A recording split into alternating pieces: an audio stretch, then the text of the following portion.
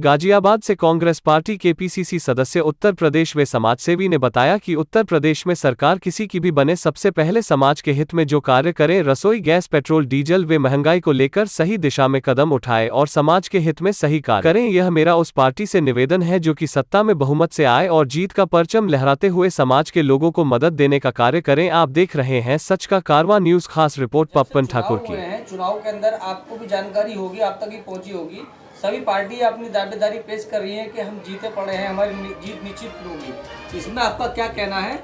और आप पहले अपना परिचय दीजिए और थोड़ा जानकारी दीजिए।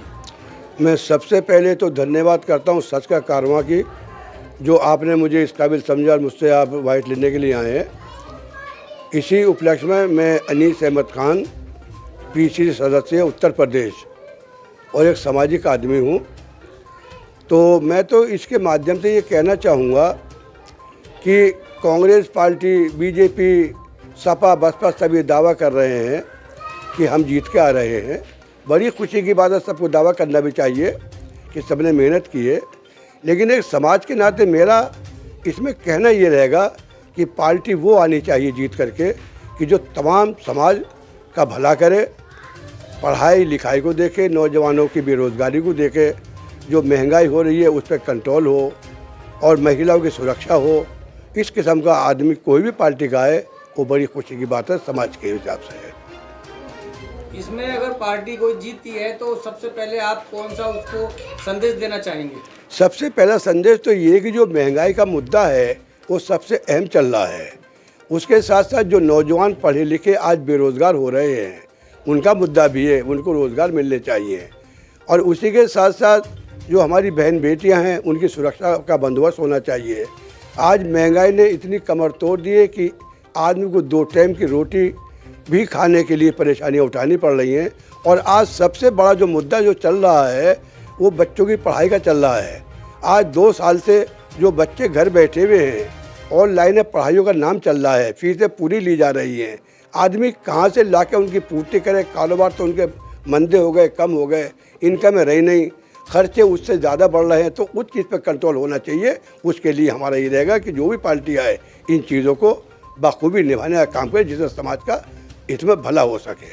इसमें काफ़ी पार्टियों ने, सभी ने अपनी दावेदारी पेश की, साथ साथ उसके साथ में ये भी कहा है कि 300 यूनिट बिजली फ्री दी जाएगी। तो उसके लिए आपको क्या कहना है? देखिए, चीज़ ये है कि कोई भी पार्टी आए और वो समाज के हित में अगर कोई अच्छा काम करती है तो बड़ी खुशी की बात है। हम तो ये कहते हैं कि हमारा किसान परेशान है, उसका जो मूल्य होना चाहिए, भूतपूर्व मूल्य, वो नहीं मिल पा रहा, जिसे एमएसपी बोलते हैं, वो भी होनी चाहिए। उसके साथ साथ फिर मसला मैं चाहूँगा जो महंगाई की बात है उसमें सबसे अहम मसला गैस, तेल, डीजल, पेट्रोल जो ये आसमान को छू रहे हैं, इन पे कंट्रोल होना चाहिए। जो भी पार्टी आए इनको सबसे पहले ध्यान करना चाहिए, क्योंकि पेट्रोल डीजल जब महंगा होता है तो दुनिया की हर शय में फ़र्क पड़ता है और वो महंगाई में जाती है। कांग्रेस पार्टी के शासनकाल के अंदर आप ये लगाइए कि डीजल पेट्रोल 55 और 60 के हिसाब से चलता था। आज जो 100 के पार को डीजल पेट्रोल कर रहा है, गैस का सिलेंडर 1000 का भरा जा रहा है, जबकि कांग्रेस के शासनकाल में ये 420 रुपये का या 415 रुपये का होता था, जो आज 1000 का भरा जा रहा है। इससे गरीब आदमी की कमर टूट रही है, रसोई को चलाना भारी पड़ रहा है। तो ये जो महंगाइयाँ हैं उन पर कंट्रोल उस पार्टी को करनी चाहिए जो भी जीत के आए, कि जिससे हमारा देश आगे बढ़ सके, तरक्की पर चले और बेरोज़गारों को, गरीबों का पेट भर सके, उनकी रसोई चल सके। तो महंगाई पे कंट्रोल करना, जो भी पार्टी जीत के आती है उसको इधर ध्यान करना सबसे पहले है।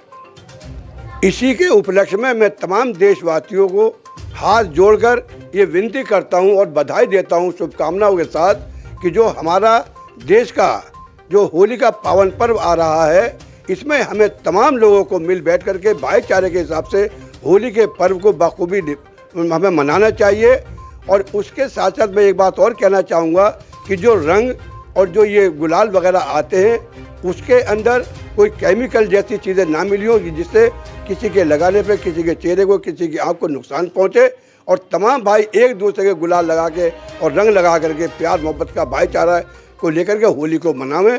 मैं तमाम देशवासियों को होली के पावन पर्व पे और मैं बधाई शुभकामनाएं देता हूँ। जय हिंद, जय भारत।